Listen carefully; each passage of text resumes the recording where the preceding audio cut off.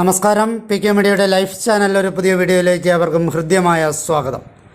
വന്നി എന്ന സസ്യത്തെയാണ് ഈ വീഡിയോയിലൂടെ പരിചയപ്പെടുത്തുന്നത്. ഫാബേസി കുടുംബത്തിലെ പ്രോസോപ്പിസ് ജനുസിൽപ്പെട്ട ഒരു സസ്യമാണ് വന്നി. അവിട്ടം നാളുകാരുടെ ജന്മനക്ഷത്ര വൃക്ഷമാണ് വന്നി. യുണൈറ്റഡ് അറബ് എമിറേറ്റ്സിൻ്റെ ദേശീയ വൃക്ഷമാണ് വന്നി. രാജസ്ഥാൻ, ഉത്തർപ്രദേശ്, തെലങ്കാന എന്നീ സംസ്ഥാനങ്ങളുടെ സംസ്ഥാന വൃക്ഷമായി വന്നിയെ കണക്കാക്കുന്നു. പേരിന് പിന്നിലുള്ള കാര്യങ്ങളെ നോക്കാം. ഇതിൻ്റെ ശാസ്ത്രീയ നാമം പ്രോസോപ്പിസ് സിനേരേരിയ എന്നുള്ളതാണ്. മലയാളത്തിൽ ഇതിനെ വന്നി എന്നും വഗ്നി എന്നും പറയാറുണ്ട്. ഇംഗ്ലീഷിൽ ഇതിനെ ഗാഫ് എന്നാണ് വിളിക്കുക. സംസ്കൃതത്തിൽ ഇതിനെ ശമി എന്നും ശിവ എന്നും വിളിക്കാറുണ്ട്. ഹിന്ദിയിൽ ഇതിനെ ജണ്ട്, ഗജ്രി, ഖേജഡി എന്നൊക്കെ വിളിക്കാറുണ്ട്. കന്നഡ ഭാഷയിൽ ഇതിനെ ക്യൂബന്നി എന്നും കിറുബന്നി എന്നും വിളിക്കാറുണ്ട്. തെലുങ്ക് ഭാഷയിൽ ഇതിനെ ജമ്മിച്ചേറ്റു എന്നാണ് വിളിക്കുക. തമിഴിൽ വന്നി എന്ന് തന്നെയാണ് അറിയപ്പെടുന്നത്. കാണപ്പെടുന്ന സ്ഥലങ്ങളെ നോക്കാം. Afghanistan, Bahrain, Iran, India, Oman, Pakistan, Saudi Arabia, United Arab Emirates, Yemen എന്നിവയുൾപ്പെടെയുള്ള പടിഞ്ഞാറൻ ഏഷ്യയിലെയും ഇന്ത്യൻ ഉപഭൂഖണ്ഡത്തിലെയും വരണ്ട ഭാഗങ്ങളിൽ ഇത് സ്വാഭാവികമായി കാണപ്പെടുന്നു. ഇന്തോനേഷ്യ ഉൾപ്പെടെയുള്ള തെക്ക് കിഴക്കൻ ഏഷ്യയുടെ ചില ഭാഗങ്ങളിൽ ഇപ്പോൾ ഇത് വ്യാപകമായിട്ടുണ്ട്. പരിസ്ഥിതി മൂല്യത്തെ നോക്കാം. മറ്റു ഫാബേസി സ്പീഷീസിലെ സസ്യങ്ങളെപ്പോലെ മണ്ണിൽ നൈട്രജൻ ഉണ്ടാവാൻ സഹായിക്കുന്ന സസ്യമാണ് വന്നി. അക്കാരണം കൊണ്ട് തന്നെ വരണ്ട കാലാവസ്ഥയുള്ള രാജസ്ഥാൻ മുതലായ വടക്കു പടിഞ്ഞാറൻ സംസ്ഥാനങ്ങളിൽ കാർഷികമായി വളരെ പ്രധാനപ്പെട്ട ഒരു മരമാണിത്. വരൾച്ചയെ തടയാനുള്ള ഈ മരത്തിൻ്റെ കഴിവ് മൂലം സൗദി അറേബ്യയിൽ 2000 ഹെക്ടറോളം സ്ഥലത്ത് ഇത് നട്ടുപിടിപ്പിച്ചിട്ടുണ്ട്. വനത്തെ പുനരുദ്ധരിക്കാനും മരുവൽക്കരണത്തെ തടയാനുമൊക്കെ യോഗ്യമായ വന്യമരം വളരെ പാരിസ്ഥിതിക പ്രാധാന്യമുള്ള ഒരു മരമാണ്. രൂപവിവരണം നോക്കാം. ഇടത്തരം വലിപ്പമുള്ള നിത്യഹരിത സസ്യമാണിത്. ഇത് മുള്ളുകളുള്ള മരമാണ്. 6.5 മീറ്റർ വരെ ഉയരത്തിൽ ഇത് വളരാറുണ്ട്. നേർത്ത ശാഖകളും കോണാകൃതിയിലുള്ള മുള്ളുകളും ഇളം നീല കലർന്ന പച്ച നിറത്തിലുള്ള ഇലകളുമാണ് ഇവയ്ക്കുള്ളത്. ഇലകൾ ഇരട്ട സംയുക്തങ്ങളാണ്. പുളിയില പോലുള്ള ഇലകളാണ് ഇവയുടേത്.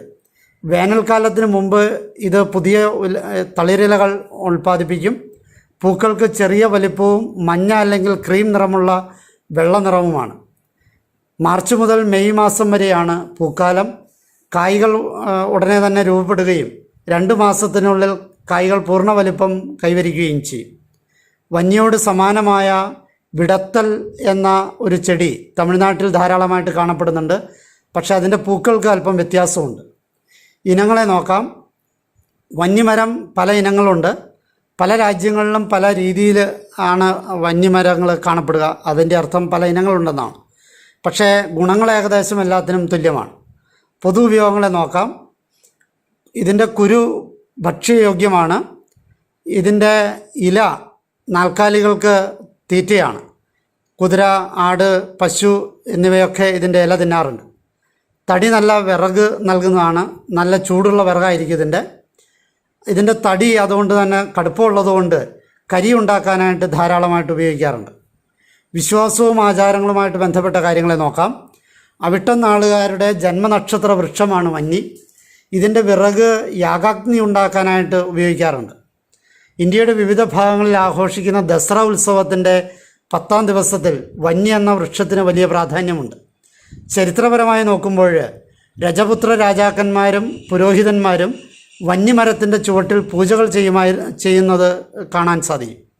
ഡെക്കാനിൽ ദസറയുടെ 10ാം ദിവസത്തെ ആചാരത്തിൻ്റെ ഭാഗമായി മറാത്തികൾ വന്യമരത്തിൻ്റെ മുകൾ ഭാഗത്തേക്ക് അമ്പുകൾ അയക്കുകയും ആ അമ്പ് അയക്കുമ്പോൾ വീഴുന്ന ഇലകൾ അവരുടെ തലപ്പാവിൽ വയ്ക്കുകയും ചെയ്യാറുണ്ടായി. മഹാഭാരതത്തിൽ പാണ്ഡവർ തങ്ങളുടെ 13ാം വർഷത്തെ വനവാസം വിരാട രാജ്യത്തിൽ വേഷം മാറി ചെലവഴിച്ചു. വിരാട രാജ്യത്തിലേക്ക് പോകുന്നതിന് മുമ്പ് 1 വർഷത്തേക്ക് അവർ തങ്ങളുടെ ആകാശായുധങ്ങൾ വന്യമരത്തിൽ തൂക്കിയിട്ടു എന്നാണ് കരുതപ്പെടുക. 1 വർഷത്തിന് ശേഷം തിരിച്ചെത്തിയപ്പോൾ വന്യമരത്തിൻ്റെ ശിഖരങ്ങളിൽ ആയുധങ്ങൾ ഭദ്രമായ നിലയിൽ കണ്ടെത്തുകയും ആയുധങ്ങൾ എടുക്കുന്നതിന് മുമ്പ് അവർ വൃക്ഷത്തെ ആരാധിക്കുകയും തങ്ങളുടെ ആയുധങ്ങൾ സുരക്ഷിതമായി സൂക്ഷിച്ചതിന് നന്ദി പറയുകയും ചെയ്തു എന്നാണ് കരുതപ്പെടുന്നത്. ഔഷധ മൂല്യത്തെ നോക്കാം. വന്നിയുടെ ഇലയും കായും പട്ടയും പൂക്കളും വേരും എല്ലാം ഔഷധമായി ഉപയോഗിച്ചു വരാറുണ്ട്. ഇതിൻ്റെ തൊലി വാതരോഗത്തെ ശമിപ്പിക്കുന്നതാണ്. വേരും തൊലിയും ചർമ്മരോഗങ്ങളിലും കേശവൃദ്ധിയിലും ഉപയോഗിച്ചു വരുന്നുണ്ട്. പൂവ് ഉണക്കിപ്പൊടിച്ച് ഉപയോഗിക്കാറുണ്ട്. വന്നി ഉഷ്ണവീര്യമാണെങ്കിലും ആന്തരിക ഉഷ്ണത്തെ കുറയ്ക്കുന്നതാണ്. ജന്യരോഗങ്ങൾ, വാതപിത്ത കഫരോഗങ്ങൾ, വിഷക്കടികൾ, കഫം വർദ്ധിപ്പിക്കുന്ന രോഗങ്ങൾ, ചൊറി, ചിരങ്ങ്, പൊള്ളൽ, ആസ്മ, അതിസാരം എന്നിവയിലെല്ലാം വന്നി ഉപയോഗിക്കാറുണ്ട്. സൗന്ദര്യവർദ്ധക വസ്തുക്കൾ ഉണ്ടാക്കുന്നതിനും വന്നി ഉപയോഗിക്കാറുണ്ട്. ഇതിൻ്റെ കറ പൈൽസിന് ഔഷധമായിട്ട് ഉപയോഗിക്കാറുണ്ട്. ഔഷധ പ്രയോഗങ്ങളെ നോക്കാം. 1. ഗുജറാത്തിൽ വന്യമര കമ്പുകൾ ദന്തശുദ്ധിക്ക്, പല്ല് തേക്കാൻ വേണ്ടി ഉപയോഗിക്കാറുണ്ട്. ഇത് ദന്തരോഗങ്ങൾ ശമിപ്പിക്കും എന്നാണ് കരുതപ്പെടുക. 2.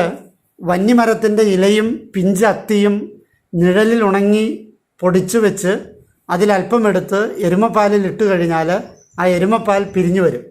അതിൽ നല്ലെണ്ണ ചേർത്ത് 6 ദിവസം കഴിച്ചാൽ പ്രമേഹം മാറും എന്ന് ചിന്താമണി എന്ന പുസ്തകത്തിൽ പറയുന്നുണ്ട്. 3. വന്യമരത്തിൻ്റെ കായുടെ പുറത്തെ തൊലി ഉണക്കി വച്ചിരുന്ന് കഷായം വെച്ച് കൊടുത്തു കഴിഞ്ഞാൽ ആന്തരിക ഉഷ്ണം ശമിക്കുന്നതാണ്. 4. വന്നിയുടെ തൊലി ഉണക്കിപ്പൊടിച്ച് 2 ഗ്രാം മുതൽ 4 ഗ്രാം വരെ ചൂടുവെള്ളത്തിൽ സേവിച്ചു കഴിഞ്ഞാൽ സന്നിപാത രോഗവും ത്രിദോഷങ്ങളും വിഷവും കഫവൃത്തിയും ഒക്കെ ശമിക്കുന്നതാണ്. 5. വന്നിത്തൊലിയുടെ ചൂർണം, ഉണക്കിപ്പൊടിച്ച ചൂർണവും ഉപ്പും ഒരു പുതിയ മൺകലത്തിലിട്ട് നിരത്തി മറ്റൊരു മൺപാത്രം കൊണ്ട് അത് മൂടി ശീലമൺ ചെയ്ത് സ്ഫുടം ഇട്ടാൽ ഉപ്പ് ഭസ്മമായിട്ട് മാറും. അജീർണം, ദഹനക്കുറവ്, വായുരോഗങ്ങൾ, മന്ദം, അജീർണഭേദി, ഗുന്മൻ രോഗങ്ങൾ മുതലായവ ഇതുകൊണ്ട് ശമിക്കുന്നതാണ്. കറിയുപ്പ് ഭസ്മമാക്കാൻ വളരെ വിഷമമാണ്. എന്നാൽ വന്നിത്തൊലിയിൽ എളുപ്പത്തിൽ ഭസ്മമാകും. ഈ ഭസ്മം ഈ അസുഖങ്ങൾക്കൊക്കെ നല്ലതാണ്. 6.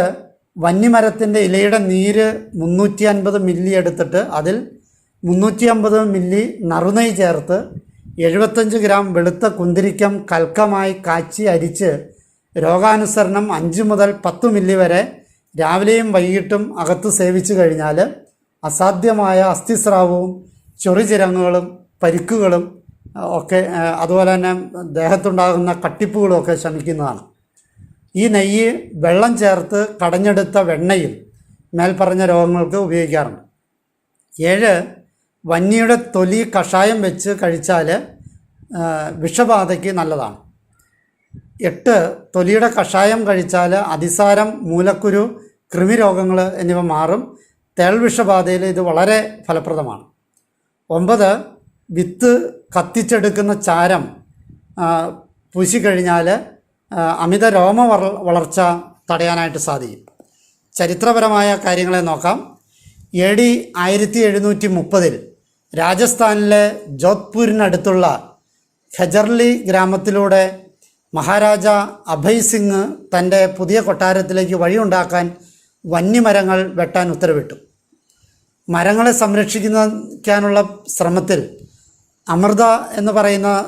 അമൃതദേവി എന്ന് പറയുന്ന സ്ത്രീയും അവളുടെ 3 പെൺമക്കളും ജീവൻ നൽകേണ്ടി വന്നു. ഇത് വ്യാപകമായ പ്രതിഷേധത്തിന് കാരണമായി. പിന്നീട് ആ മരങ്ങളെ സംരക്ഷിക്കാൻ വേണ്ടി സമരങ്ങൾ നടത്തിയ 363 പേര് കൊല്ലപ്പെട്ടു. അതിൻ്റെ പശ്ചാത്തലത്തിൽ 1970കളിൽ ഈ ത്യാഗത്തിൻ്റെ ഓർമ്മകൾ ചിപ്കോ പ്രസ്ഥാനത്തിൻ്റെ തുടക്കത്തിലേക്ക് നയിച്ചു. ഈ അറിവുകൾ നിങ്ങൾക്ക് പ്രയോജനപ്പെട്ടിട്ട് എന്ന് ആശംസിക്കുന്നു. ഇതിൽ പറഞ്ഞ ഔഷധവിധികൾ വിദഗ്ധനായ വൈദ്യൻ്റെ മേൽനോട്ടത്തിൽ വേണം ചെയ്യാനെന്ന കാര്യം ഓർമ്മപ്പെടുത്തുന്നു. എന്നെ ശ്രവിച്ച നിങ്ങൾക്ക് നന്ദി. നല്ല നമസ്കാരം.